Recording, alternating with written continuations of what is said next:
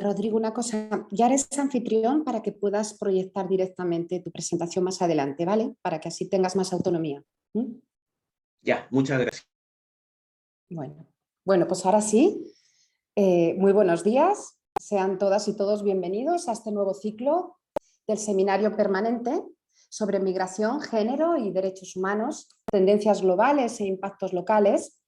Soy Elisa García, profesora e investigadora del Instituto de Investigaciones Jurídicas de la UNACS y coordinadora del proyecto Cátedras aprobado por el CONACYT, dirigido a estudiar la protección jurídica de niñas y mujeres migrantes en la frontera sur, en cuyo seno se inserta este seminario permanente como una de sus actividades.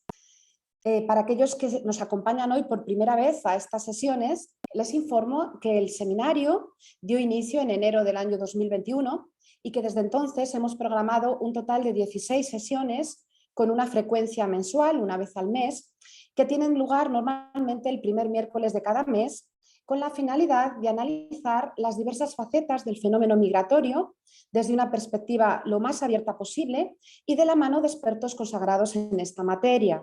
En esta ocasión nos acompaña Rodrigo Volados Pérez, a quien desde estos primeros minutos deseo agradecer su presencia, especialmente porque, como ya explicaré más adelante, es un día muy intenso para Rodrigo y nos ha hecho un hueco en plena visita del Alto Comisionado para las Naciones Unidas para los Refugiados. Así que en nombre de todas las autoridades de este instituto y de mis colegas del proyecto Cátedras, pues nos sentimos muy agradecidos de tu presencia y que te hayas permitido este tiempo. Bueno, antes de presentar formalmente a nuestro ponente del día de hoy, les voy a recordar brevemente la dinámica de esta sesión. Nuestros ponentes cuentan con unos 40 minutos aproximadamente para su exposición de forma flexible, tras lo cual vamos a abrir un espacio para preguntas directas por parte de las personas que nos acompañan hoy y deseen formularlas. También, si así lo desean, pueden ir planteando sus preguntas a través del chat y yo se las formularía directamente a nuestro invitado en cuanto finalice su exposición. Como les comentaba, el día de hoy tenemos un poquito más de limitaciones de tiempo porque Rodrigo está en plena visita del ACNUR, así que te reiteramos nuestro agradecimiento por haber hecho este espacio, Rodrigo. Ahora sí, voy a leer una pequeña reseña curricular de Rodrigo Volados Pérez. Es abogado chileno y licenciado en Derecho por la Universidad Arturo Prat de Iquique. Trabaja como abogado titular en el Servicio Jesuita Migrantes de Iquique. Académicamente se desempeña como docente de la Cátedra de Migración y Derechos Humanos en la licenciatura de Derecho de la Universidad Arturo Prat. Es especialista en temas de asilo y refugio y hoy va a reflexionar sobre las claves esenciales para comprender la regulación de la migración en Chile. Pues lo dicho, Rodrigo, te agradecemos aquí todos muchísimo que te hayas hecho un hueco en tu agenda para compartir hoy estas reflexiones sobre la situación migratoria en tu país, Chile. Así que adelante, tuyo es el uso de la palabra y mil gracias. Muchas gracias, María Elisa, por la invitación. Primero que todo, es lo que siempre digo en las presentaciones, suena cliché, pero es totalmente cierto. El agradecido soy yo que desde una universidad que por temas X he seguido paralelamente al instituto, entonces las vueltas del mundo, de la vida, diría mi mamá, nos llevó a que nos pudiésemos reencontrar y el agradecido soy yo, con humildad, eh, poder explicar la perspectiva chilena que existe hoy en día respecto a las migraciones en América Latina, las claves en cuanto a la legislación migratoria, pero particularmente respecto a lo que sucede en nuestro país a propósito de la protección internacional, que es como bien lo explicó y muy bien lo explicó ahí María Elisa, es como podríamos decir que es parte de mi especialidad. Mi especialidad tiene directa relación con lo que es los procedimientos de protección internacional. En cuanto al ámbito de la investigación, me dedico un poco a esto y en el ámbito profesional también, eh, donde acá hemos tenido, porque ya seguramente ya se comentará en el transcurso de esta presentación, los problemas que hemos tenido eh, en nuestro país a propósito de, de esta temática, ¿sí? Entonces, no han sido obstáculos fáciles de superar, no han sido temáticas que incluso eh, tienen un tope incluso con el populismo que se presenta a propósito de las migraciones, la criminalización de las mismas, y lo que sucede también es una vulneración de derechos. Eso como punto netamente introductorio. Ahora bien, para efectos de ir empezando y ir ya nutriéndonos, nutriéndonos de esto, de este contenido, la ley de refugio o asilo está contenida en la ley 20.430 en nuestro país, en el país chileno. Así que vamos a ir dando un poco de antecedente. Hay contexto histórico y contexto político que van directamente de la mano. El contexto histórico es la finalización de la Segunda Guerra Mundial. Post Segunda Guerra Mundial existe un contexto histórico. Existe la migración por causas de devastación, por causas de exterminio. Muchas, principalmente mujeres, ojo, principalmente mujeres, a propósito que los hombres eran los encargados generalmente de ir a la guerra. Muchas mujeres necesitan ayuda de protección internacional. Entonces, la entonces Sociedad de las Naciones, actualmente conocida como Organización de Naciones Unidas, la ONU, empezó a hablar de este tema, ¿sí? Y hubieron instrumentos internacionales que tuvieron como finalidad poder ir ordenamentando, como decimos en Chile, esta institución, que era muy sui generis, mixta, como se le dice en Chile. ¿Por qué? Todos sabíamos todos sabemos lo que teníamos en la cabeza, decía las Naciones Unidas, pero no sabía cómo expresarlo. Y las implicancias internacionales, pero internas en los países de poder acoger a ello. Así las cosas, se dictaron determinados instrumentos internacionales, ratificados algunos, firmados otros, vigentes otros. Así tenemos la Convención sobre el Estatuto de los Refugiados, la Convención de 1951, el protocolo, perdón, de Convención sobre el Estatuto de los Refugiados, que viene a especificar y a ordenamentar de forma más específica el primero de los instrumentos. Esto sucedió en el año 1967. El Estado de Chile, comentarle que ratificó la Convención de 1951 recién el 28 de enero de 1972. Y por su parte, el protocolo de 1967 lo ratificó el 21 de abril de 1972. Ahí ustedes pueden ver que el Estado de Chile, y es muy importante entender esta situación para efectos de ir ordenando la casa, como digo yo, en cuanto a la idea. ¿Por qué es importante tener este contexto? Para explicar lo que viene después. Porque pueden ver, entre enero y abril se ratifican todos los instrumentos internacionales de la materia. ¿Sí? El contexto político que vivía Chile, estamos dentro del primer y único gobierno socialista, a esa época elegido de forma democrática en nuestro país, que es el gobierno del presidente Salvador Allende. Un fuerte compromiso en derechos humanos, se firman estos tratados, se ratifican, y es decir, entran en vigencia para los efectos del derecho internacional. Ahora, es importante entender que posterior a ello, son hechos públicos y notorios, lamentablemente somos conocidos por para una mala noticia. Me esperan 10 segundos que voy a poner mi teléfono en silencio.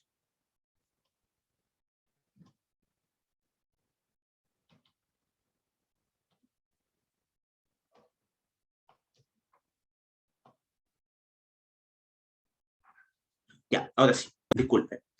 Entonces, con la dictadura militar, la interrupción del gobierno constitucional, la suspensión de las garantías constitucional en el país la instauración de una dictadura militar mediante Augusto Pinochet. Eh, si de algo habló la dictadura, no fue precisamente de derechos humanos. Entonces, la tradición de Chile sobre refugio, acá como le pongo, se vio truncada. Se vio truncada, pero también ¿por qué? Porque recordar todo lo que fue la Operación Cóndor, donde supuestamente eh, iba a ser el extranjero que iba a venir a buscar a guerra al chileno, o el extranjero venía a buscar guerra a Argentina. Esa lógica discursiva instalada en las dictaduras militares en América Latina, sobre todo en Sudamérica. Entonces, el extranjero era visto como un otro, como un enemigo, y por ahí se fue forjando la doctrina de seguridad nacional, en nuestro país, al menos. Y en Sudamérica, yo podría decir. Entonces, a Augusto Pinochet y a la dictadura no le interesaba la ley de refugio. Sí. Entonces, ese es un poco el contexto en el que se mueve. Y acá yo les pongo la nueva esperanza. El año 2010 se dicta la ley 20.430 y su reglamento. Ahora, es curioso que en materia de derechos humanos Chile va bastante retrasado. Porque podríamos decir, no, está bien, no podíamos hablar con la dictadura de la ley de refugio de los refugiados, pero Chile volvió a la democracia en el año 90. O sea, tenemos hasta el año 2010, tenemos 3 décadas, 30 años, en que no se habló de refugio, estando esto firmado, estando esto suscrito. Entonces, recién en el año 2010, por un emplazamiento también, y haciendo conciencia de derechos humanos, el Estado de Chile dijo, ¿sabe qué? Yo ya ratifiqué los acuerdos de los refugiados, pero ahora necesito aplicarla en el derecho interno, como corresponde. O sea, si no estuviera una ley de refugio, igual se podría aplicar el Estatuto de los Refugiados. A propósito de las normas de convencionalidad en el derecho internacional, se podría aplicar el protocolo y la convención de los refugiados del 51 y 67 respectivamente. No hay ningún problema en eso. Pero recién en el año 2010 se dicta esta nueva ley. Una nueva ley que estuvo acompañada bajo el contexto de la primavera árabe. Ojo, ni siquiera de la migración sudamericana o latinoamericana. Recordemos la primavera árabe del 2009 en adelante, lo que sucedió en Siria, en Libia, producto de eso, en Palestina. Entonces, la perspectiva del sujeto a refugiar era ese, un sujeto árabe, sujeto de guerras inminentes, pero particularmente, como lo voy a adelantar al final de la presentación, no esperábamos al sudamericano. Y es curioso. Y es curioso porque en realidad yo siempre digo a mis alumnos, esto es de vuelta de mano.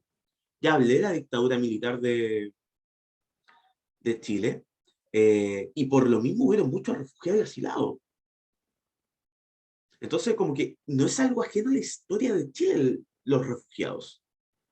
Pero pareciera que llegó la democracia y como que hicimos borrón y cuenta nueva en cuanto a los derechos humanos. Y en Chile fue un gran país exportador de refugiados, a propósito del contexto de la dictadura militar, incluso comparado a nivel sudamericano entre argentino, uruguayo y chileno, los chilenos tuvieron una gran delantera en esta materia.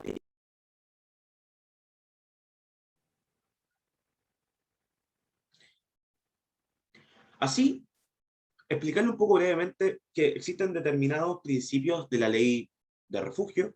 Eh, lo más importante es el principio de no devolución, ¿sí?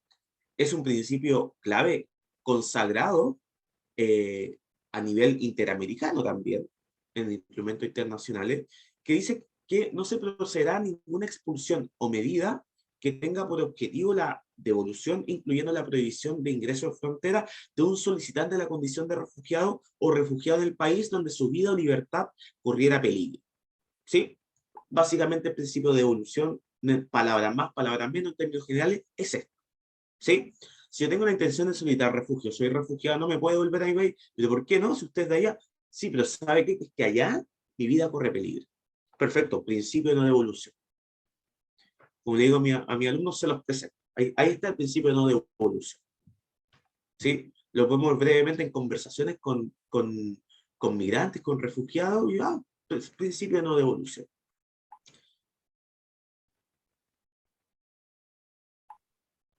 incluso el principio de no devolución, en términos de control y sanciones migratorias, hasta ahí no tiene mucha importancia. Tiene importancia política para el Estado, obviamente. Pero en cuanto a vista las sanciones migratorias, tiene punto de vista la expulsión. Y es la expulsión de un solicitante de la condición de refugiado, o refugiado propiamente tal, que se halle en el territorio nacional no podrá disponerse sino de manera excepcional cuando razones de seguridad nacional o de orden público así lo justifiquen. O sea, ¿sabe qué? Si estoy en un procedimiento de refugio aparte, usted no me puede expulsar, Y ni está devolver ni expulsar. la de 10 años.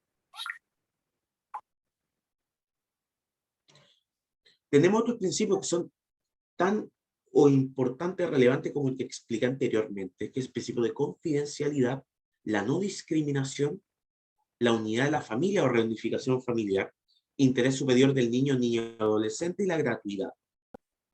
La confidencialidad es un principio trascendental, trascendental en cuanto a la reserva de identidad.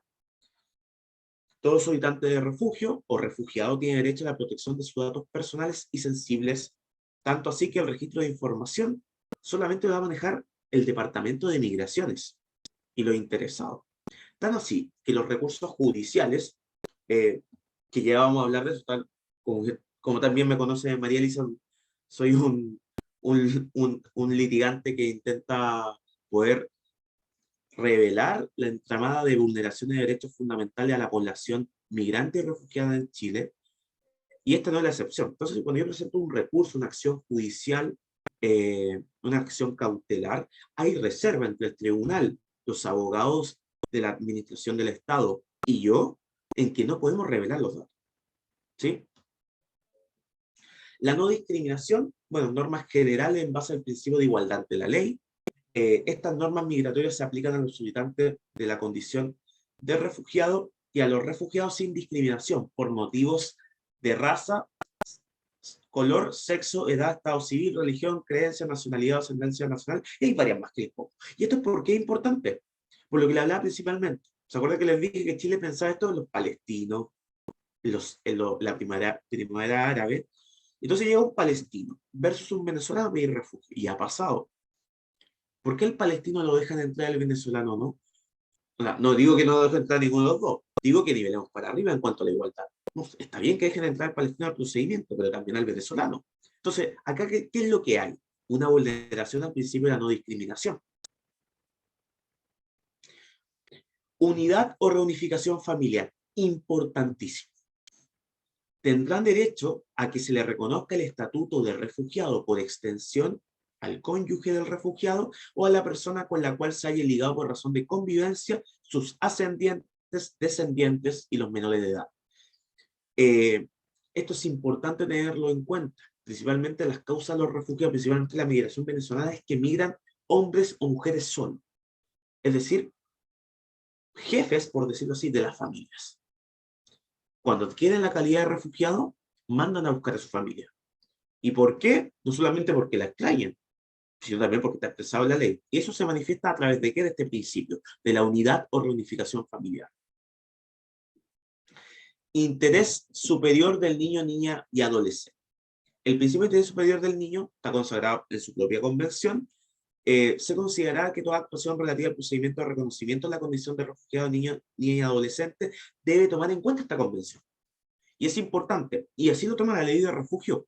¿Por qué? Porque incluso establece cosas que hemos visto más propias en la migración venezolana chilena en los últimos 2 años, que es el hecho de la migración de niños no acompañados, lo que es una situación muy sensible para el Estado de Chile. Entonces, todas las actuaciones que tengan relativas, no solamente con el procedimiento de refugio, con la institucionalidad migratoria, tiene que abordarse desde una perspectiva del interés superior del niño.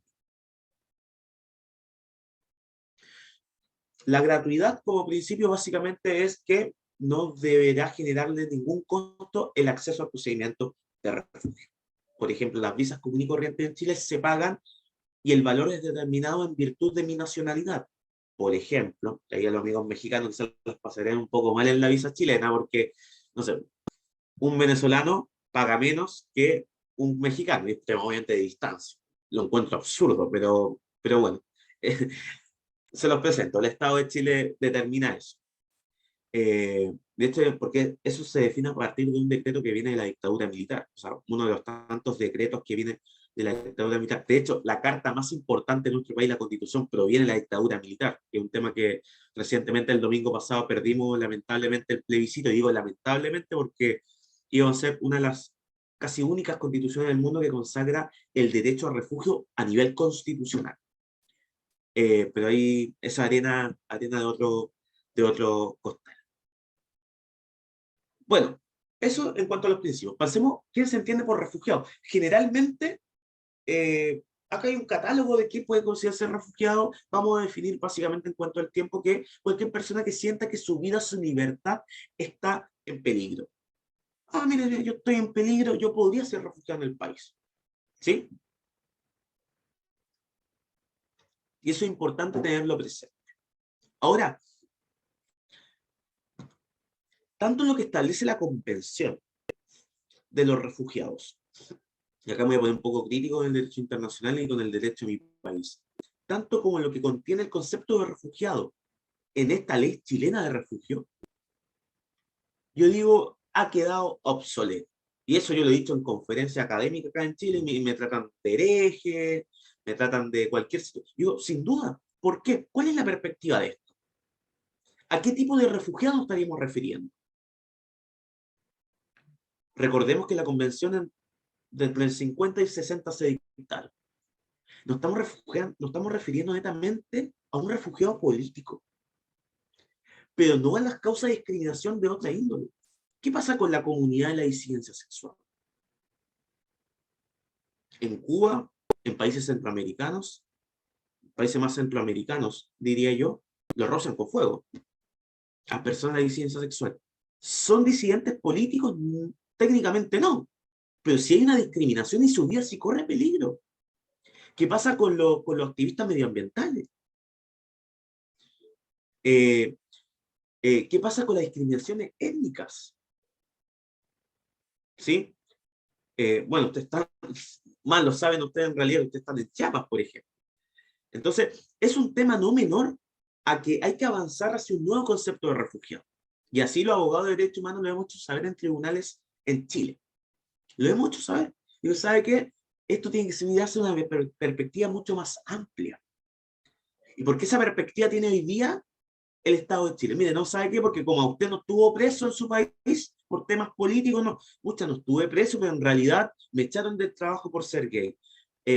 Me echaron del arriendo, no me dieron casa por ser lesbiana. No me dieron tal situación en la universidad por ser una mujer trans. Entonces son cosas que sí merecen protección internacional. Porque en términos sencillos, cuando hablamos de refugio, ¿qué es lo que estamos hablando? Por favor, protéjame de mi estado de origen.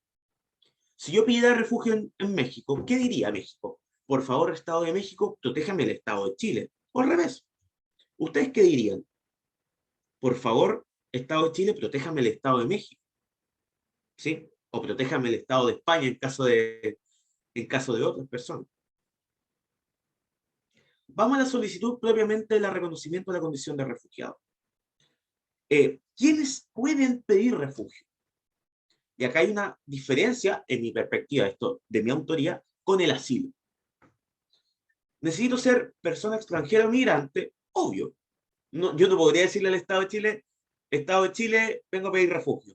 ¿Pero por qué? No, Estado de Chile, protéjame el Estado de Chile. No, el mismo. Mi victimario a nivel estatal es el mismo.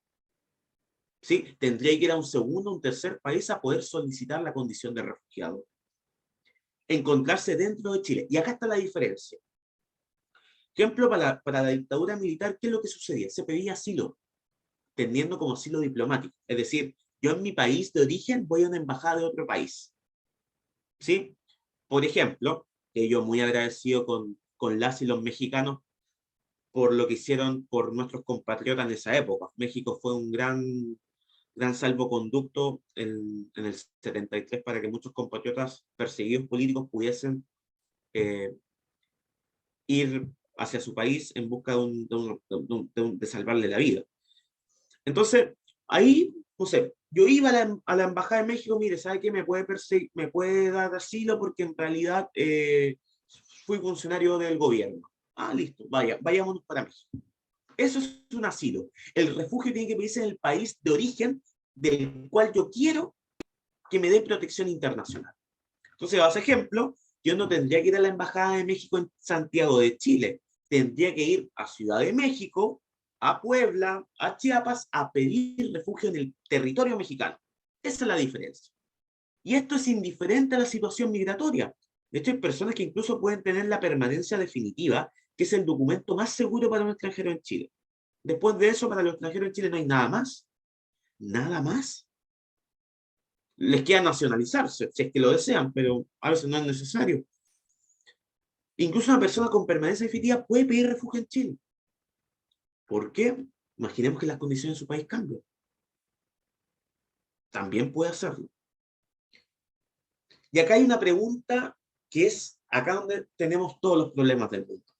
¿Puede un migrante que ingresó por paso no habilitado o cuenta con una orden de expulsión efectuar una solicitud de refugio? Acá hay dos perspectivas, los abogados de derechos humanos versus el Estado de Chile. Según el Estado de Chile, se requiere una autodenuncia previa por ingreso por paso no habilitado y si cuento con orden de expulsión, mucho menos. No puedo pedir refugio. Lo que decimos los abogados de derechos humanos en el país es que es lo siguiente. Es que, mire, ¿sabe qué? La ley, la Convención Internacional, no pide ningún requisito de preadmisibilidad. Entonces, por lo general, no corresponde pedir esto. Ahora, ¿qué ha resuelto los tribunales de justicia? Como dicen en la tele, lo dejamos para más adelante, porque es como, con eso vamos a terminar para que ustedes vean in situ, con fallo en mano, lo que está sucediendo en el país.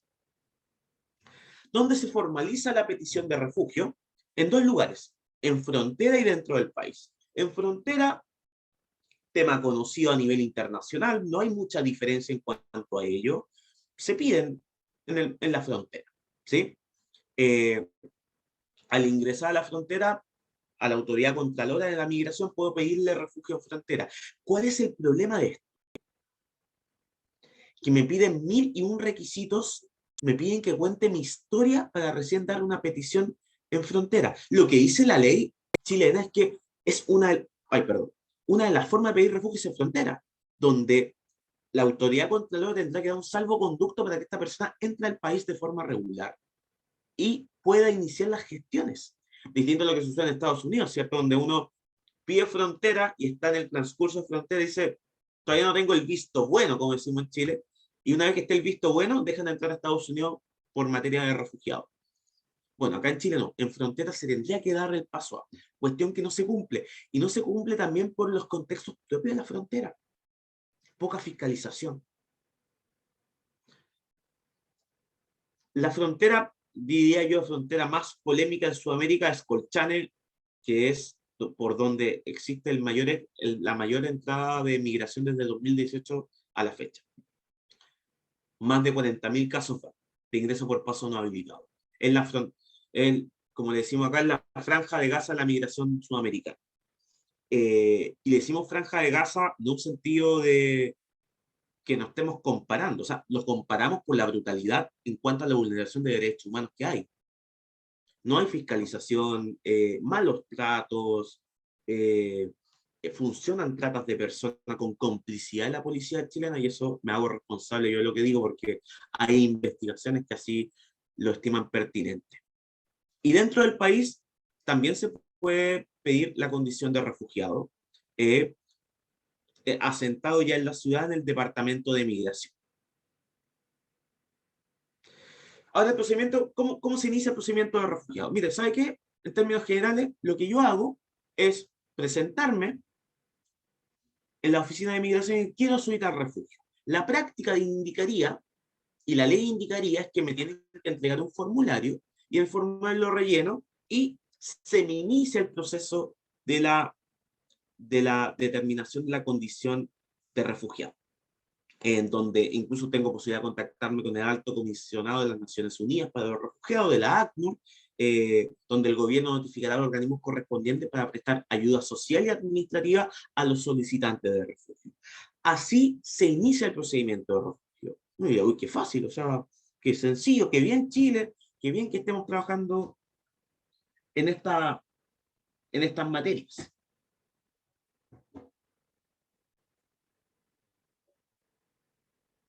Una vez formalizada la solicitud de refugiado, la autoridad competente extenderá al peticionario y a los miembros de sus familias que lo acompañan una avisación de residente temporario en la condición de titular por el plazo de 8 meses. Esta avisación podrá prorrogarse por periodos iguales hasta que la solicitud que da origen al beneficio sea resuelta de manera definitiva. Es sencillo. Una vez, por el solo hecho de pedir refugio en Chile, tengo derecho a una avisación de 8 meses, la cual se puede prorrogar por 8 meses más las veces que sea necesario, siempre y cuando no exista respuesta de parte del gobierno a mi petición de refugio. Es decir, si yo pedí refugio y no hay una respuesta, yo voy a seguir teniendo una avisación, residencia legal en el país, derecho al trabajo y todos los derechos correspondientes con una migración regular. ¿Sí? Entonces, eso es un beneficio. Y eso también es un tema positivo para el Estado de Chile. Ahora, calculemos cuánto demora en llegar la respuesta final de refugio. Esto es un extracto de una noticia, dice, tramitaciones de solicitud de refugio están demorando entre 3 o 4 años, que es muy grave. Según la ley administrativa, en Chile, los procesos no debiesen demorar más de 6 meses. Estamos hablando de 3 o 4 años. Y esto, ahí está la información, lo dijo el entonces director de migraciones en el país.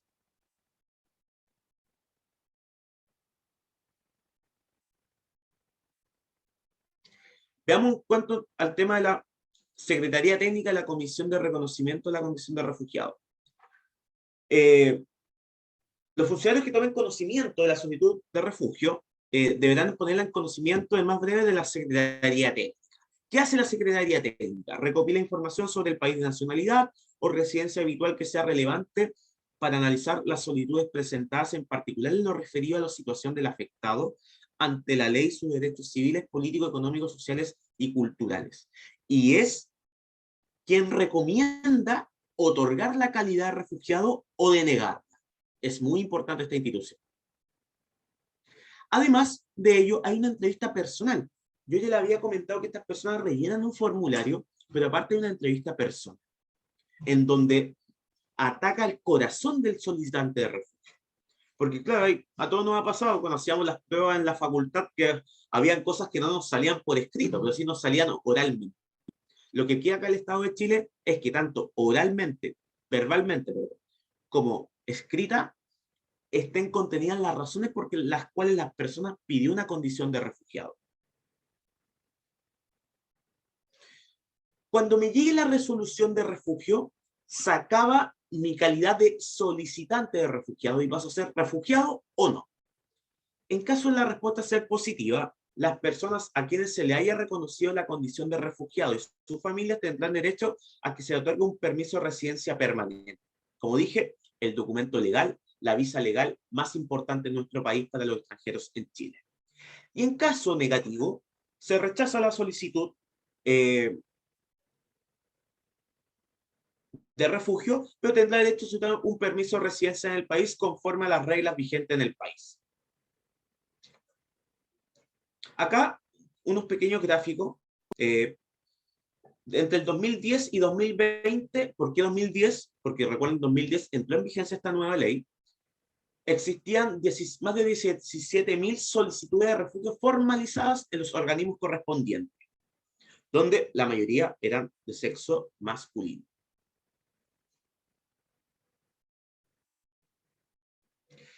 Acá podemos ver cómo han avanzado en las solicitudes formalizadas. Fíjense, desde el 2010, poquitas. Y ustedes se preguntarán, pero Rodrigo, ¿qué pasó del 2016 al 2020? Bueno, pasó que Latinoamérica, ¿sí? Como dice Los Reincidentes, un grupo español que me gustaba mucho en mi época de facultad, dice siempre Latinoamérica. Migración cubana, exiliados, refugiados cubanos, principalmente a partir del 2015, y a partir del 2018, la migración venezolana se hizo fuerte. Acá veamos por países durante el 2020, donde tenemos Colombia, Cuba, Venezuela y otras nacionalidades. Y acá tiene sentido lo que decía porque dice que el 68% de la formalizada durante el 2020 era de nacionalidad cubana. Personas respecto a las que el Estado ha resuelto que se cumplen los requisitos correspondientes para encontrarse en la categoría de refugiado. En términos sencillos, personas que les dio la calidad de refugiado, que postularon al procedimiento y salieron beneficiados. 682 entre el 2010 al 2020, siendo el 2020 el año con la cifra más baja. Ahí ustedes lo pueden ver, llegamos hasta abajo. ¿Y por qué pasará eso? La política migratoria.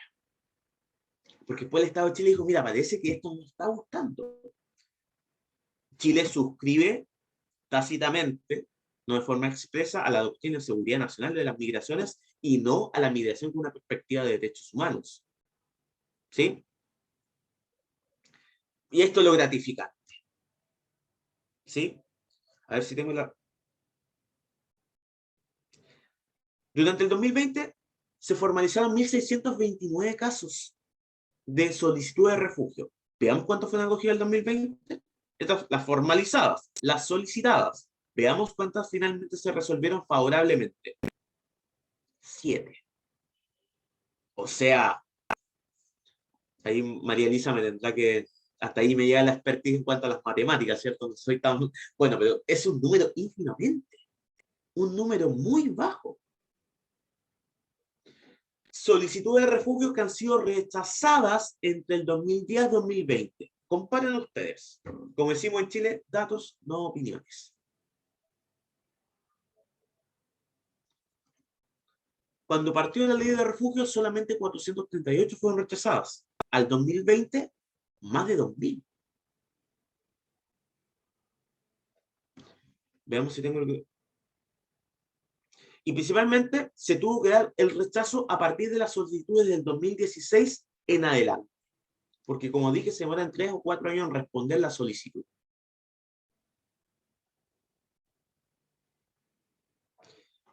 Solicitudes de refugiados rechazadas netamente en el año 2020, como se dijo, son 2057, pero miren, acá ya cambia el panorama. ¿Se acuerdan de este gráfico? Bueno, más presencia cubana en la formalización. Acá en los rechazos ya va cambiando el 2020, propiamente tal, porque habla que acá la mayoría de los rechazos son de la población venezolana. O sea, no existe vulneración sistemática de los derechos fundamentales en Venezuela. No sé. Curioso. Curioso. En este gráfico podemos ver 5.862 personas, más de 5.800 personas, solicitud de refugio se encuentra pendiente de resolver hasta hace un año y tantos meses. A junio de 2021 eran más de 5.000. Más de 5.000. Ya. Veamos los problemas, y con esto vamos a terminar. Ilegalidad y arbitrariedad en la ley de refugio. No procede, dice. Contraloría cuestiona trabas impuestas por Interior para solicitar refugio en Chile, que es el ministerio a cargo de la ley de refugio. En abril, un oficio de la cartera ordenó suspender la recepción de solicitud de refugio. O sea, ¿cómo? O sea, eso sucede en épocas de dictadura. Suspendió la ley de refugio en democracia. Y eso lo importante, Contraloría dijo, ¿sabes que esto no procede? Bueno, no había que hacer falta Contraloría, que no sé cuál será el órgano similar en México, en España, pero la Contraloría es a cargo de fiscalizar los órganos de la administración del Estado. Un órgano autónomo e independiente.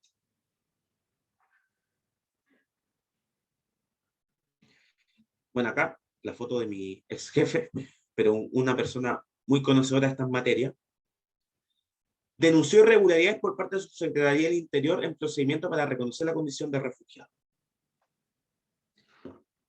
Y esto es particularmente porque dice, estuvieran relacionados con la tramitación del proceso de solicitud de condición de refugio que hubieran incurrido en dilaciones o presuntas negativas a su formalización. O sea, hay dos problemas, se están demorando mucho en resolver, y primero y segundo, no me están dejando acceder al procedimiento.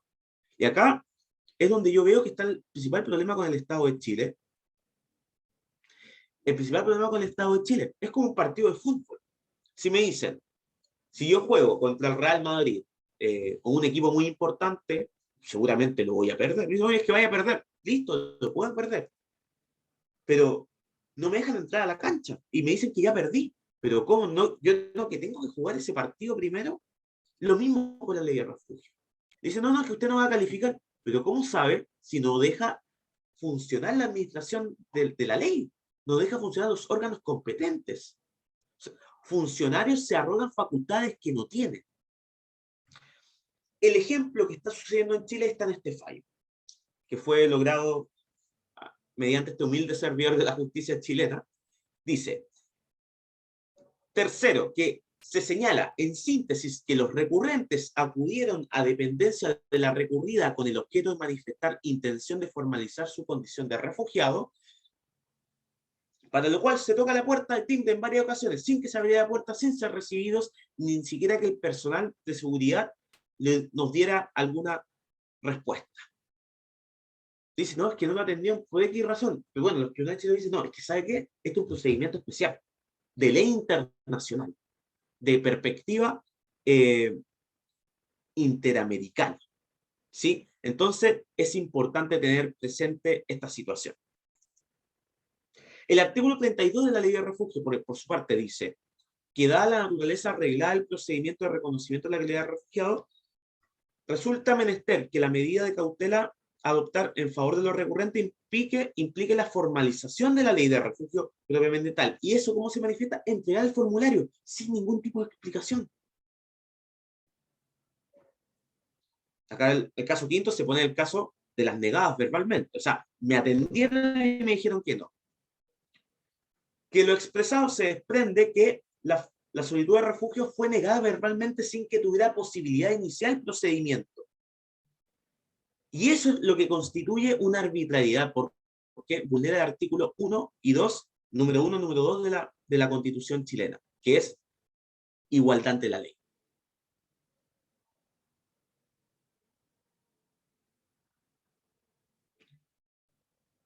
Bueno, acá hablamos también de un poco de la omisión, que también son propios de la tramitación de la ley de refugio. Acá los tribunales dicen, mire, si eso pasa, si usted va y no lo atiende, si usted va y le dice que no porque no, eso es discriminación, es afectar la igualdad ante la ley, es afectar la ley de refugio, es afectar la Convención Internacional de los Refugiados. Y por ende, esto tiene que cambiar. Ya. Las conclusiones que se sacan de esto es que el Estado de Chile es responsable directamente de las vulneraciones al procedimiento de la ley de refugiados. ¿Sí? Tanto por acción como por omisión. ¿Cuál es la problemática que nos... Digo, ya, listo, bueno, todos los estados nacionales vulneran derechos de los migrantes, pero ¿cuál es la importancia con el contexto que vive Chile? Que para la migración, principalmente venezolana, es una salvaguarda. Recordar que Venezuela ha sido catalogado como una vulneración sistemática de las garantías fundamentales. Por ejemplo, los refugiados chilenos en el 73. Nadie le dijo, mire, no, ¿sabe qué? A ver, ¿usted qué dice? No, no, hay una situación límite. Hay una situación límite. Y es por eso que el Estado de Chile es responsable, pero lo sigue haciendo. Entonces, ¿cuál es la lógica de esta política migratoria? A modo de este autor, son dos. Primero, la política migratoria es una política de doctrina de seguridad nacional. Entre más se pueda restringir la migración forzada, la migración desplazada por términos de refugio, mejor es para el Estado de Chile desde la perspectiva del Estado de Chile. ¿Sí? Y segundo, porque por el solo hecho de iniciar el procedimiento de la ley de refugio, las personas ya contarían con una visa. Entonces el Estado de Chile quiere parar ese procedimiento. De hecho, a mí me dicen, pero abogado, ¿usted da cuenta que tenemos la razón? Digo, sí, usted puede tener la razón. Yo creo que están bien actuados, pero hay un problema, la ley. Ese es el problema. Entonces, para ello tiene que modificar la ley de refugio. Y no podrían modificar la ley de refugio porque había una contradictoriedad entre un instrumento internacional ratificado por Chile y una ley interna. Habría presión internacional sobre el Estado de Chile. Entonces, es un tema importante analizar la ley de refugio en estos términos, ¿sí? Porque es una población vulnerable la que está llegando a Chile de parte de venezolanas y venezolanos. y en donde ven en la ley de refugio una salvaguardia. Y como digo yo, irónicamente, si el refugio no los refugia en Chile, no los va a refugiar nadie. ¿Sí? Bueno, eso, compañeras, compañeros, volver a indicar que estoy muy, muy agradecido del espacio que se me ha dado. Así que muchas gracias. Al contrario, Rodrigo, los agradecidos y las agradecidas somos todos nosotros de que hemos podido escucharte. Yo te agradezco muchísimo la claridad de tu exposición, porque si hay personas que no sabían del tema, que seguro que habrá algunas, le ha quedado muy claro y que ha estado súper aterrizado a la realidad de tu país. Aquí, desgraciadamente, hay algunos puntos comunes. Y bueno, ya tenemos una pregunta en el chat formulada por nuestra colega, la doctora Larisa, que voy a pasar a formulártela y mientras, si se anima alguien, por favor, con total libertad, abre el micro y se la formula Rodrigo. Larisa te pregunta, ¿podría usted comentar sobre la incoherencia entre el principio de no devolución y la cláusula en la ley que indica que por razones de seguridad nacional la persona refugiada puede ser expulsada? Primera pregunta. Segunda, ¿había casos de expulsión por esta razón de las personas refugiadas? Esa es la primera pregunta que tenemos en el chat.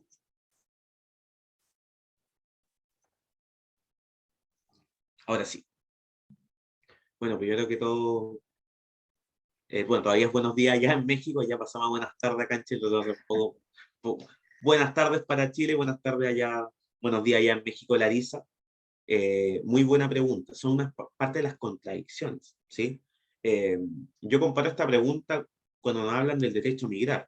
El derecho a migrar se traduce en la libertad de desplazamiento, libertad de circulación reconocida por la Convención Americana de Derechos Humanos. Pero mandar a los estados, ya, pero ojo, usted igual puede poner sus reglas. Esto es algo un poco parecido. No han habido casos en esta materia, Larisa, pero seguramente ahí a lo que nos llamaba, yo no soy muy adepto a esa teoría, pero lo que nos hablaba el profesor profesor Alexi en esta materia en cuanto a la ponderación. La ponderación va a ser muy importante en esta materia. Para mí es una contradicción netamente, se ve claramente que existe la contradicción, pero ¿cómo? No puedo refugiar a alguien que por causa de seguridad nacional me está atacando el país o qué está haciendo. Y yo creo que acá lo verdaderamente complejo, no tengo complejos con esa interpretación, Larisa. Lo que tengo complejo es lo que se entiende con atacar la seguridad nacional. O sea que yo en Chile me he portado re bien, pero quizás hice cosas que hice enojar a un vecino amigo de Chile. ¿Qué pasa si se enojar a Estados Unidos? Puede que me llame Washington, a Santiago, y mire, sácalo de tu país. Lo polémico está con ese concepto de la doctrina de seguridad nacional, ¿sí? Pero como te digo, no han habido claramente casos como esto, pero la contradicción existiría. Siendo un poco abogado del diablo, por decirlo así, si pensaba yo como el Estado de Chile, diría que tendría que ser casos muy calificados. Pero el complejo, Larisa, es que el término seguridad nacional atraviesa todo el ordenamiento jurídico chileno. Así como, usted tendrá derecho a X cosas. Ya, pero no se puede poner ni a las buenas costumbres ni a la seguridad nacional. ¿Qué es las buenas costumbres? ¿Qué es la seguridad nacional? Uno tiene una idea, ¿cierto? No sé, atentados terroristas con Chile, no podría pedir refugio en Chile aparte de practicar atentados terroristas contra el país que me pretende dar refugio. Por ahí se entiende un poquito más. Pero no han habido casos como eso, pero lo que yo comparto es que lo polémico sería, Larisa, el tema de qué entendemos por seguridad nacional. Gracias, Rodrigo. Gracias. Perdón, Larisa.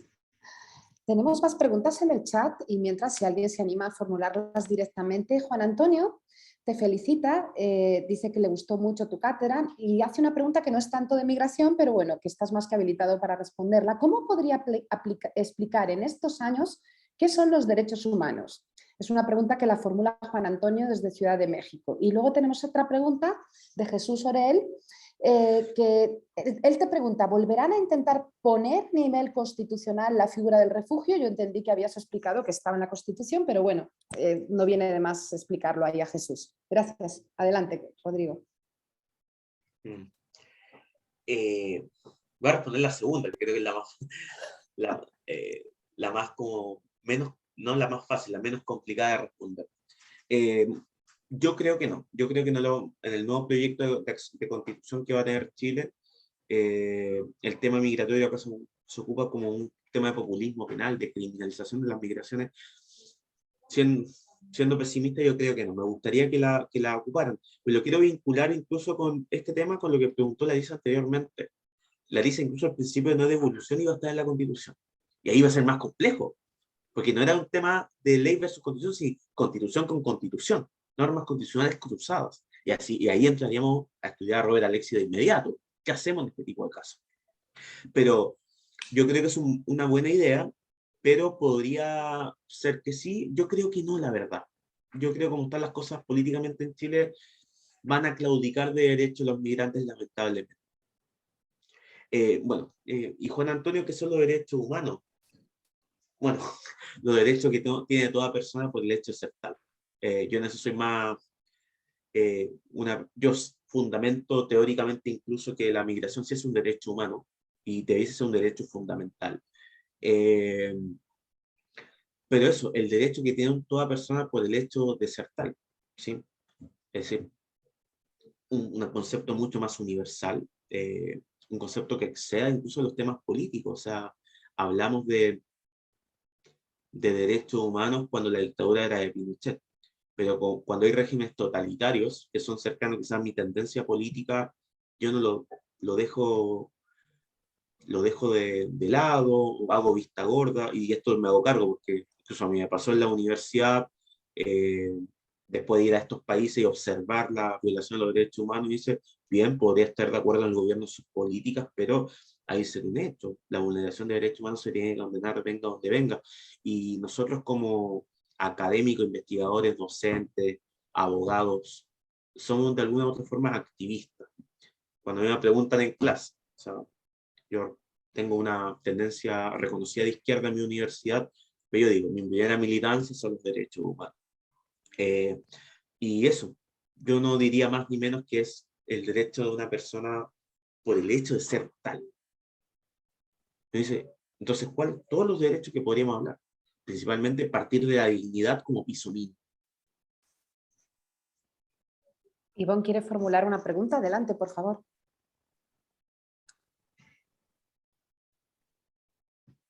La tienen muteada, me parece. Luis, ¿le puedes activar el micro, Ivonne, por favor? Mientras le activan el micro, no sé, ahora. Listo, muchas gracias, Lisa, gracias Rodrigo por la participación. La verdad es que, sí hay similitudes muchas con Chile, pero también veo muchas diferencias con México, digamos, y digo, yo creo que estamos como en la valoración de quién está menos mal, ¿no? En América Latina con esta figura del refugio, desafortunadamente, y digo, bueno, no vamos tan mal, o sea, ahí en México tenemos leyes muy garantistas, reconocido a nivel constitucional, el refugio, un procedimiento que sí tarda 6, 8 meses, también tortuoso para las personas, pero no te tarda 2, 3 años, o sea, digamos, hay cosas en las que estamos similares y otras en las que creo que hacemos una diferencia, ¿no? Todavía. Yo te quería preguntar un poco, ahora hace yo creo que un poco 2, 3 años tenemos en México comunidades haitianas muy importantes que vienen ya de Brasil y de Chile principalmente, con hijos nacidos en Brasil y Chile, que se están trasladando a México solicitando refugio y de aquí su paso es y sigue siendo Estados Unidos, ¿no? La mira está hacia Estados Unidos y Canadá principalmente. Pero han sido oleadas muy, muy importantes. En México, cuando, por ejemplo, manifiestan que ya fueron reconocidos en Chile o en Brasil, evidentemente no se les otorga un nuevo reconocimiento porque ya un estado previamente les otorgó protección, ¿no? Y pues salieron de ese estado por otras causas. No se les está reconociendo a estas comunidades como refugiados. Entonces, se les está habilitando en ocasiones con órdenes de salida que les permite transitar por el país y llegar a la frontera norte, ¿no? O visas por razones humanitarias y les permite llegar. Yo un poco me preguntaba, bueno, ¿qué medidas están ustedes implementando? Porque ahí ya hay chilenos, bueno, personas nacidas en Chile, de padres haitianos, pues implicados, ¿no? Implicadas. Entonces, yo no sé, además del reconocimiento de este estatus y de la residencia, ¿qué acciones están implementando en Chile para la integración de las personas refugiadas, sobre todo cuando ya están hablando de nacionales chilenos que están dentro de su propio núcleo familiar? Eso es uno de los problemas, Ivonne, que tenemos acá en Chile, el tema de la integración. Como que vamos atrasados al problema. Este problema se le adelantó en alguna oportunidad a las autoridades, y justamente esta información la habíamos tenido hoy día porque nos habían dicho que en el paso de Adrián vieron a muchos niños chilenos, o sea, pequeños, infancias nacidas en Chile, de padres de otras, que tuvieron paso por Chile. Entonces, como que el Estado de Chile tiene una óptica muy nacionalista en ese sentido, pero es bastante curiosa, ¿verdad? Más que óptica nacionalista, digo una óptica xenófoba, una óptica muy aporofóbica, porque en realidad dice, no, porque no tengo por qué preocuparme. Digo, pero caballeros, si tiene nacionalidad chilena, o sea, el Estado debe preocuparse. La respuesta es tan trascendente, tan precisa como dramática. No estamos haciendo nada al respecto. Y es uno de los problemas que nosotros estamos denunciando en tribunales mediante acciones de nacionalidad. También paso ese ejemplo, pero al contrario, pero en Chile. Gente que no tiene nacionalidad.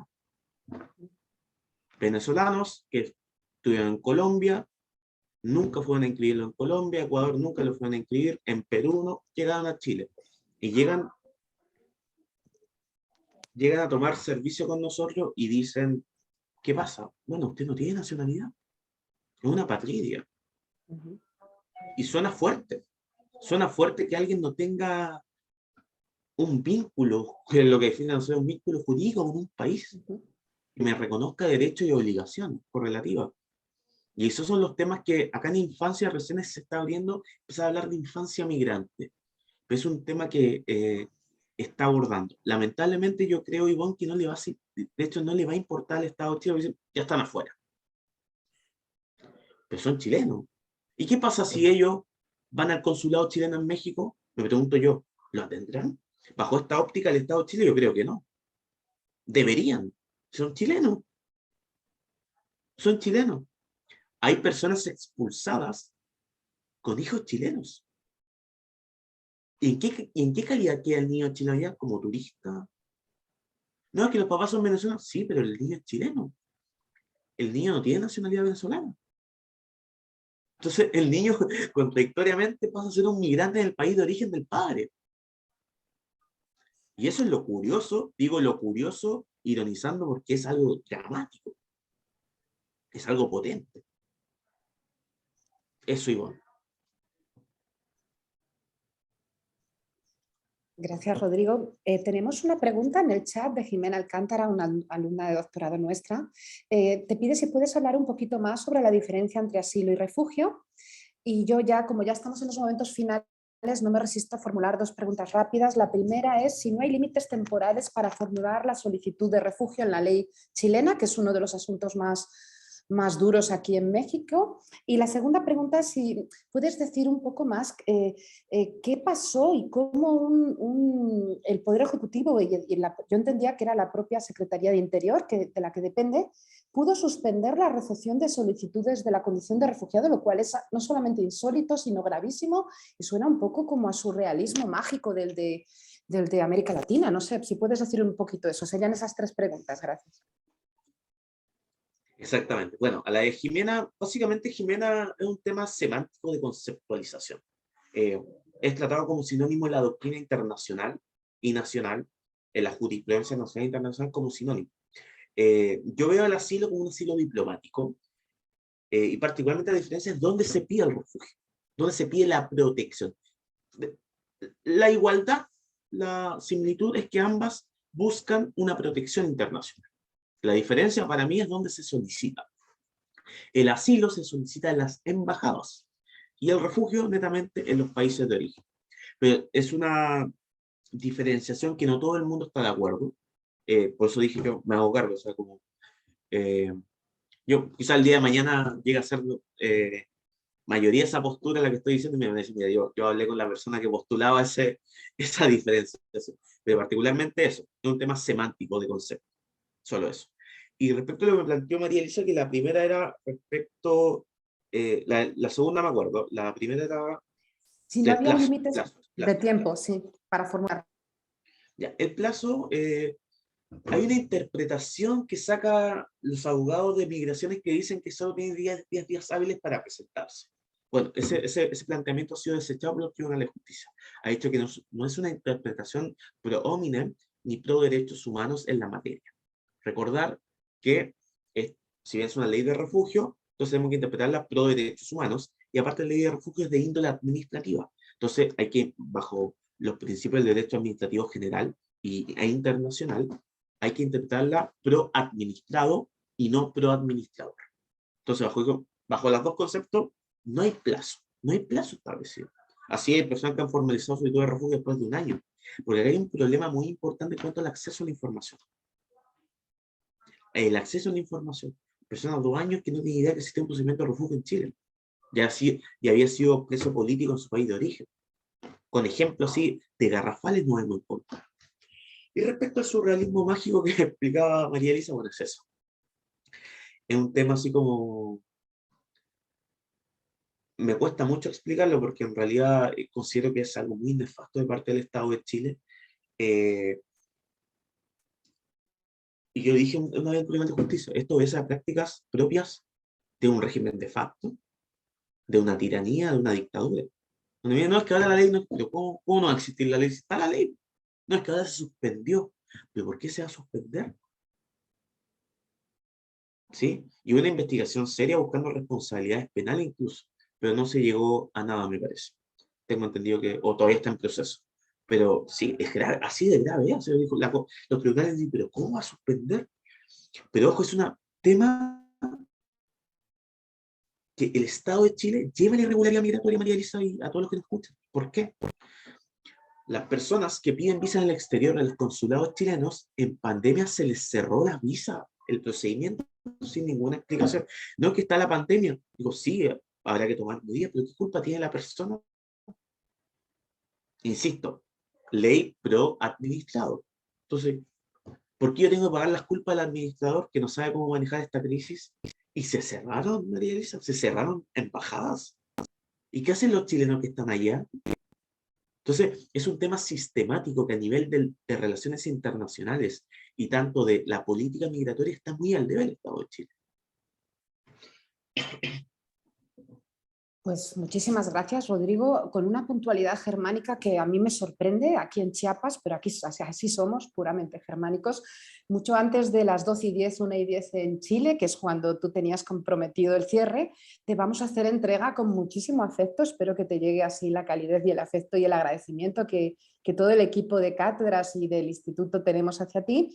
Voy a proceder a entregarte de forma virtual la constancia y obviamente luego te la envío. La Universidad Autónoma de Chiapas, a través del Instituto de Investigaciones Jurídicas, otorga la presente constancia a Rodrigo Volados por su destacada participación con la ponencia de la migración en Chile, claves esenciales de su regulación, en el seminario permanente Migración, Género y Derechos Humanos, Tendencias Globales, Impactos Locales, llevado a cabo en la modalidad virtual el 7 de septiembre del 2022 en el marco del proyecto 232 Investigadores por México, denominado La protección jurídica de niñas y mujeres migrantes en la frontera sur, por la conciencia de la necesidad de servir, es el lema de nuestra universidad, y lo firma el director de esta institución, el doctor Omar David Jiménez Ojeda. Pues con muchísimo agradecimiento, también con muchísimo afecto y además teniendo muy en cuenta que nos hiciste un hueco y el tiempo se respetó al máximo, literalmente vamos a terminar justo a las 12:10, a la hora prevista.